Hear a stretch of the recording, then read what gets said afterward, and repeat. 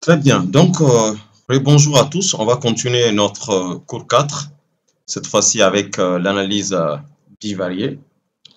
Donc, on va continuer la suite de l'exercice. Maintenant, cette fois-ci, il s'agit de faire l'analyse bivariée. Donc, on va voir comment, si on doit maintenant voir un peu s'il y a une relation entre l'âge et le revenu. C'est ce qu'on va chercher à savoir. Est-ce qu'il y a une relation entre l'âge et le revenu? Donc, l'âge étant une variable quanti et le revenu étant une variable quanti. Donc, nous allons utiliser ce qu'on appelle les coefficients de corrélation. Et ce coefficient de corrélation, où est-ce qu'on trouve? Comme on vous l'a dit dans le cours. Donc, vous revenez dans SPSS, vous allez dans Analyse, vous venez dans Corrélation. Et ensuite, on va dans Corrélation bivariée. Donc, une fois que vous allez dans Corrélation bivariée, il vous donne cela. Donc, on veut voir s'il y a une relation entre l'âge et le revenu, je pense. Est-ce que c'est les jeunes? Est-ce que plus l'âge avance, est-ce que le revenu suit? Donc, l'âge et le revenu, c'est le bénéfice. D'accord?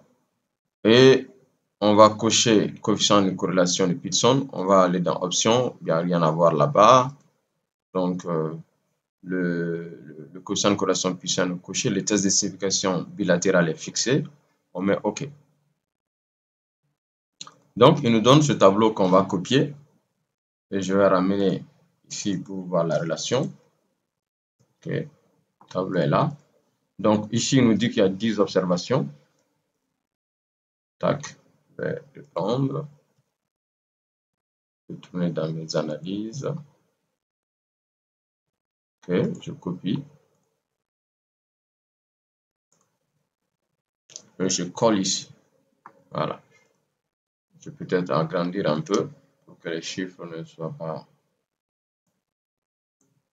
Donc, le résultat est là. Donc, nous, ce qui nous intéresse, on regarde l'âge et le bénéfice. Donc, ici, on appelle ça le coefficient de corrélation. Il est à 0,68. Voilà, donc ça, on appelle ça le coefficient de corrélation. Et ce coefficient de corrélation a une interprétation particulière en statistique. Très généralement, s'il est égal à 0, c'est équivaut qu'il y a une absence. Donc, si on a 0, cela signifie que si on a 0, cela veut dire qu'il n'y a pas de lien entre l'âge, et le bénéfice. Il n'y a aucun lien. Okay? Maintenant, si c'est positif, cela signifie que la relation entre X et Y est proportionnelle. Elle est proportionnelle, ça veut dire quoi? Quand c'est positif, ça veut dire que si l'âge augmente, le bénéfice aussi augmente. Donc, il y a une relation proportionnelle et positive. Donc, le signe négatif signifie que la relation entre X et Y est inversement proportionnelle. Donc, si on avait une valeur négative, là, ça veut dire que si l'âge augmente, le bénéfice diminue.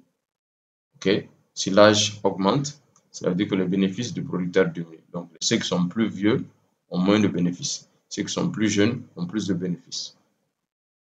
Maintenant, il y a aussi une interprétation conventionnelle parfaite, ça veut dire une interprétation conventionnelle.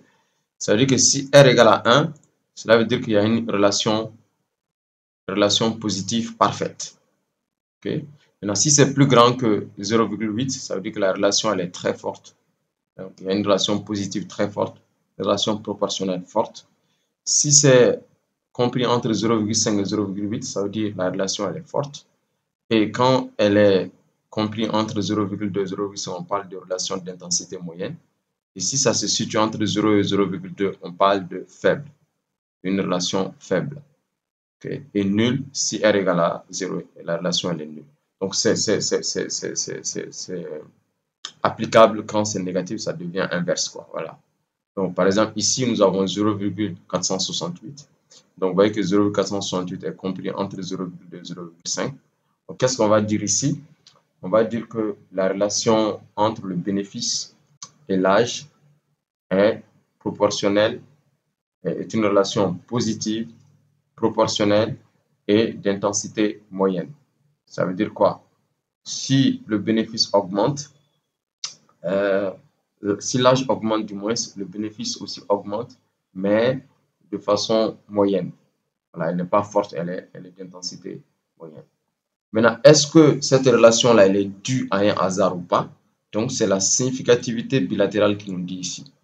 Et cette significativité bilatérale, on le compare à 0,05. On le compare à 0,05. Donc, s'il est plus petit que 0,05,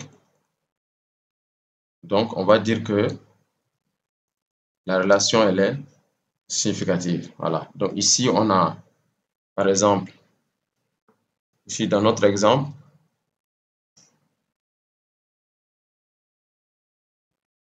on a 0,468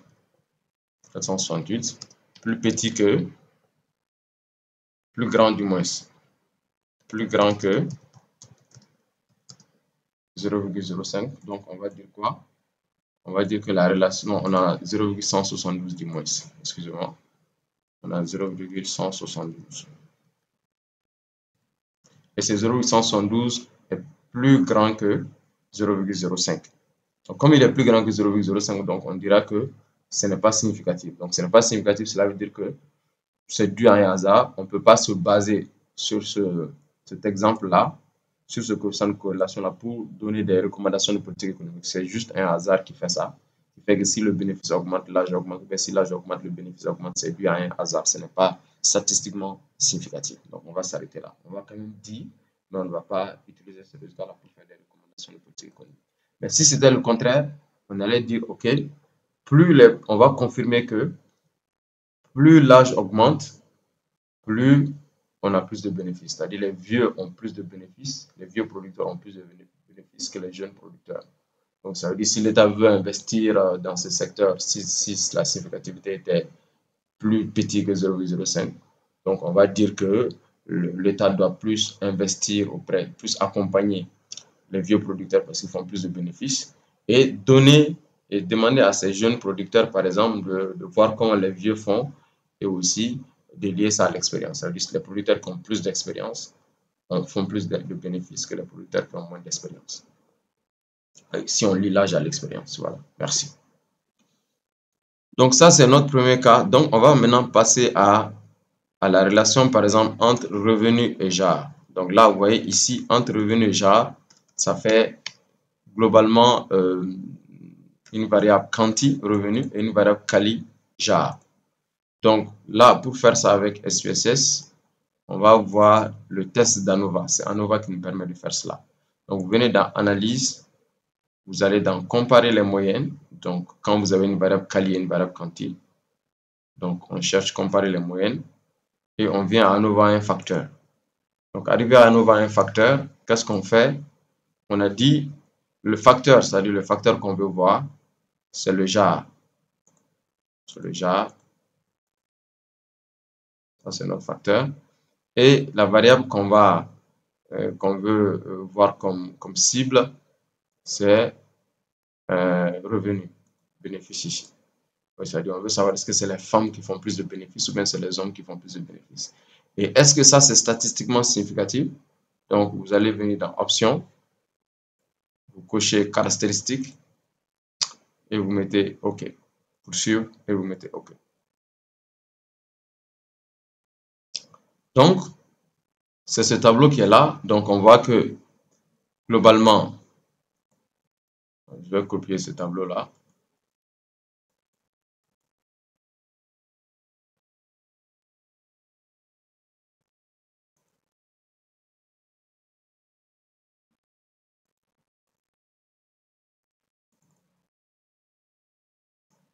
Je vais le copier. Ensuite, je l'amène dans mon fichier Word. Je le mets là. Ce qui n'a pas marché, je vais réduire. Voilà. Ensuite, je vais amener aussi également le test d'ANOVA. Le test d'ANOVA. Qui est là. d'ANOVA est là. Voici les deux tableaux. Voilà. Ici, on nous dit que le bénéfice moyen des femmes, c'est 145 000. Et le bénéfice moyen des hommes, c'est 300. Les hommes réalisent une perte de 398 000. OK? Maintenant, ça veut dire que dans ce tableau, les femmes font des bénéfices et les hommes ne font pas. Maintenant, est-ce que ça, c'est statistiquement significatif? C'est-à-dire, on veut voir s'il y a un lien de dépendance entre le fait qu'on soit homme, on fait plus de bénéfices, ou le fait qu'on soit femme, on fait plus de bénéfices. Donc, ça aussi, vous allez regarder la significativité ici, c'est 0,251. Donc, ce 0,251 est comparé à 5%. Donc, s'il est plus petit que 5%, cela veut dire qu'il y a une dépendance entre l'âge, entre le revenu et le genre. Donc, autrement dit, ça veut dire que les femmes font plus de bénéfices que les hommes. Mais ici, le fait que 0,251 est plus grand que 0,05, donc on dirait ici aussi que c'est dû à un hasard. C'est un hasard qui fait que dans cet échantillon, les femmes réalisent plus de bénéfices et les hommes réalisent des pertes. Donc, il n'y a pas de relation statistiquement significative. C'est dû à un hasard. Donc, c'est un peu comme on fait aussi les relations entre ce qu'on appelle une variable quanti et une variable quali. Voilà. Donc, on va rapidement faire le dernier cas. C'est de voir un peu, par exemple, si on veut voir, par exemple, la relation entre subvention et rentabilité, c'est de voir un peu, est-ce que ceux qui reçoivent la subvention font plus de rentabilité que ceux qui ne font pas de subvention. À savoir que la rentabilité ici, c'est codé, hein, parce que je vais dire subvention et bénéfice, parce que la rentabilité, c'est autre chose. Voilà. Donc, on va essayer de faire ça également rapidement pour voir si ceux qui ont accès à la subvention font plus de bénéfices que ceux qui n'ont pas reçu. Donc, je retourne dans SPSS, je fais analyse, je viens dans toujours comparer les moyennes. Comparer les moyennes, tac, tac, tac, c'est parti. Régression. Comparer les moyennes, c'est là. ANOVA un facteur. Donc, je vais faire retourner JAR. Je vais amener accès à la subvention. Et je retourne dans options. Je coche caractéristiques, c'est déjà fait. Et je mets OK. Donc, comme vous pouvez constater, donc, ceux qui n'ont pas accès à la subvention réalisent une perte. Et ceux qui ont accès à la subvention réalisent un bénéfice en moyenne. Et c'est presque significatif parce que c'est significatif au seuil de 10%, mais pas au seuil de 5%. Donc, on peut dire ici au seuil de 10%, donc à 90% de confiance, on peut dire que ceux qui ont accès à la subvention réalisent un bénéfice. Mais au seuil de 5%, c'est dû à un hasard. Donc, à 95% de confiance, c'est pas du tout, c'est pas significatif. Voilà. Donc, pour que la vidéo ne soit pas trop longue, je vais rapidement faire le cas avec deux variables quali. L'exemple qu'on a, c'est relation entre jar et niveau d'étude. Là, c'est de comparer une variable quali, jar, et une autre variable quali. Donc, si les deux variables sont quali, donc on retourne dans analyse et on va cette fois-ci dans descriptive et on va dans tableau croisé. Donc, ce tableau croisé qui nous permet de comparer deux variables quali.